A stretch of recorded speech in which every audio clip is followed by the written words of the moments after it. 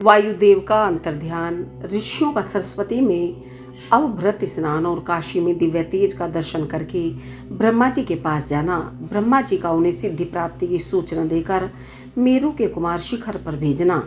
सूत जी कहते हैं, इस प्रकार क्रोध को जीतने वाले उपमन्यु से यदुकुल नंदन श्री कृष्ण ने जो ज्ञान योग प्राप्त किया था, उसका प्रणत भाव से बैठे हुए उन मुनियों को उपदेश देकर आत्मदर्शी वायुदेव सायंकाल आकाश में अंतर्ध्यान हो गए। तदंतर प्रातःकाल नैमिषारण्य के समस्त तपस्वी मुनि सत्र के अंत में अवभृत स्नान करने को उद्यत हुए। उस समय ब्रह्मा जी के आदेश से साक्षात सरस्वती देवी स्वादिष्ट जल से भरी हुई स्वच्छ सुंदर नदी के रूप में वहां बहने लगी। सरस्वती नदी को उपस्थित देख मुनि मन ही मन बड़े प्रसन्न हुए।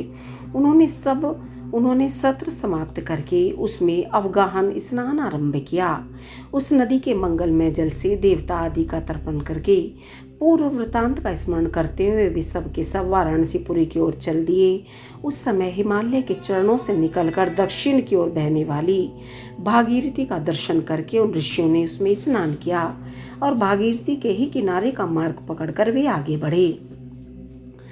तदंतर वाराणसी में पहुंचकर उन सबको बड़ी प्रसन्नता हुई।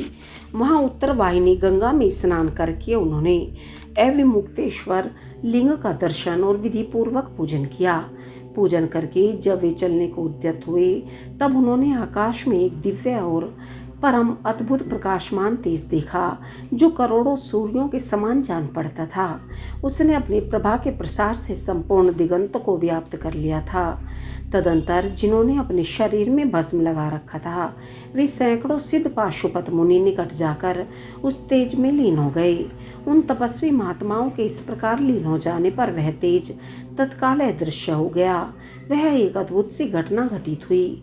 उस महान आश्चर्य को देखकर वे नैमिषारण्य के निवासी महर्षि, यह क्या है, इस बात को न जानते हुए ब्रह्मा वन को चले गए।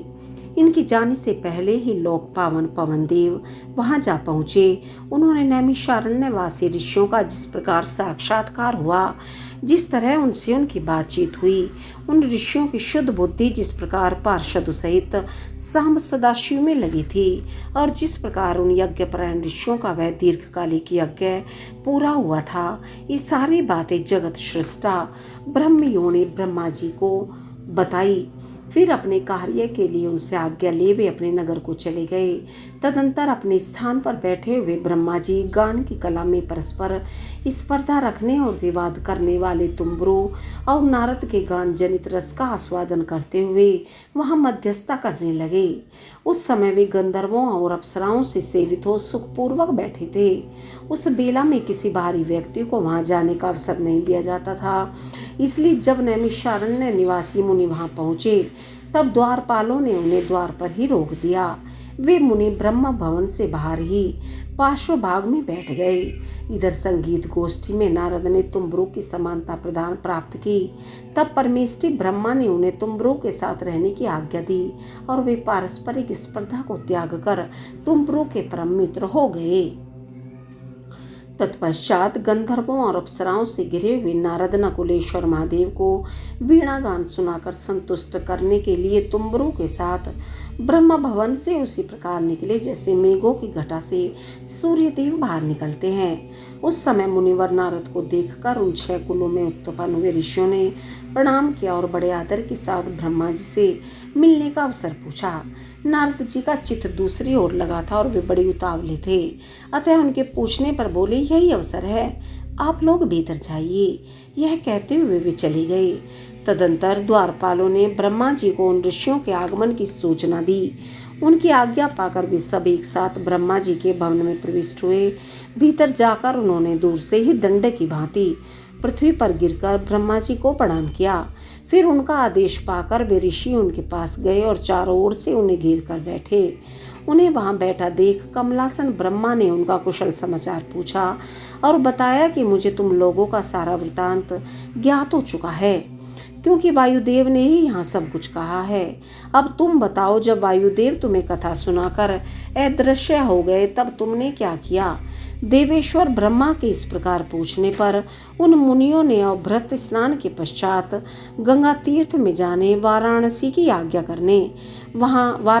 यात्रा करने, वहां देवेश्वरों द्वारा स्थापित शिवलिंगों और अविमुक्तेश्वर लिंग के भी दर्शन पूजन करने, आकाश में महान तेज पुंज के दिखाई देने, कतिपय महर्षियों के उसमें लीन होने तथा फिर उस तेज के अदृश्य हो जाने की सब बातें ब्रह्मा जी से विस्तार पूर्वक उन्हें बारंबार प्रणाम करके कही। साथ ही यह भी बताया कि हम अपने मन में बहुत विचार करने पर भी उस तेज को ठीक ठीक जान न सके। मुनियों का कथन सुनकर विश्व सृष्टा चतुर्मुख ब्रह्मा ने किंचित सिर हिलाकर गंभीर वाणी में कहा, महर्षियों, तुम्हें परम उत्तम पारलौकिक सिद्धि प्राप्त होने का अवसर आ रहा है। तुमने दीर्घकालिक सत्र द्वारा चिरकाल तक प्रभु की आराधना की है, इसलिए वे प्रसन्न होकर तुम लोगों पर कृपा करने को उत्सुक हैं। उस तेज पुंज के दर्शन की जो घटना घटित हुई है उससे यही बात सूचित होती है। तुमने वाराणसी में आकाश के भीतर जो दीप्तिमान दिव्य तेज देखा था वह साक्षात ज्योतिर्मय लिंग ही था। उसे महेश्वर का उत्कृष्ट तेज समझो।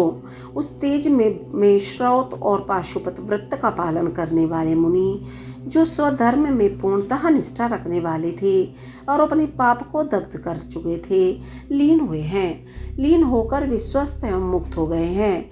इसी मार्ग से तुम्हें भी शीघ्र ही मुक्ति प्राप्त होने वाली है। तुम्हारे देखे हुए उस तेज से यही बात सूचित होती है। तुम्हारे लिए यह वही समय देववश स्वयं उपस्थित हो गया है। तुम मेरु पर्वत के दक्षिण शिखर पर जहाँ देवता रहते हैं जाओ। वहीं मेरे पुत्र सनत कुमार, जो उत्कृष्ट मुनि हैं, निवास करते हैं। वे वहाँ साक्षात भूतनाथ नंदी के आगमन की प्रतीक्षा में हैं। पूर्व काल की बात है। सनत कुमार अज्ञानवश अपने को सब योगियों का शिरोमणि मानने लगे थे, इसलिए दुर्विनीत हो गए थे। यही कारण है कि उन्होंने किसी समय परमेश्वर शिव को सामने देखकर भी उनके लिए उचित अभ्युत्थान आदि सत्कार नहीं किया। वे अपने स्थान पर निर्भय बैठे रहे। उनके इस अपराध से कुपित हो नंदी ने उन्हें बहुत बड़ा ऊंट बना दिया। तब उनके लिए मुझे बड़ा शौक हुआ और मैंने दीर्घ काल तक महादेव और महादेवी की उपासना करके नंदी से भी बड़ी अनुनय विनय की। इस प्रकार प्रयत्न करके किसी तरह उनको ऊंट की योनि से छुटकारा दिलाया और उन्हें पूर्ववत सनत कुमार रूप की प्राप्ति कराई। उस समय महादेव जी ने मुस्कुराते हुए से अपने गणाध्यक्ष नंदी से कहा, नग, सनत कुमार मुनि ने मेरी ही अवहेलना करके अपना वैसा अहंकार प्रकट किया था, अतः तुम ही उनको मेरे यथार्थ रूप का उपदेश दो। ब्रह्मा का ज्येष्ठ पुत्र मूढ़ की भांति मेरा स्मरण कर रहा है, अतः मैंने ही उसको तुम्हें शिष्य के रूप में दिया है। तुमसे उपदेश पाकर वह मेरे ज्ञान का प्रवर्तक होगा और वहीं तुम्हारा धर्माध्यक्ष के पद पर अभिषेक करेगा। महादेव जी के ऐसा कहने पर समस्त भूतगणों के अध्यक्ष नंदी ने प्रातःकाल मस्तक झुकाकर स्वामी की वह आज्ञा शिरोधार्य की तथा सनत कुमार भी मेरी आज्ञा से इस गणराज नंदी को प्रसन्न करने के लिए मेरू पर दुष्कर तपस्या कर रहे हैं। गणाध्यक्ष नंदी के समागम से पहले ही तुम लोग सनत कुमार से मिलो, क्योंकि उन पर कृपा करने के लिए नंदी शीघ्र ही वहां आएंगे। विश्व योनि ब्रह्मा के इस प्रकार शीघ्र आदेश देकर भेजने पर वे मुनि मेरु पर्वत के दक्षिणवर्ती कुमार शिखर पर गए। ओम नमः शिवाय।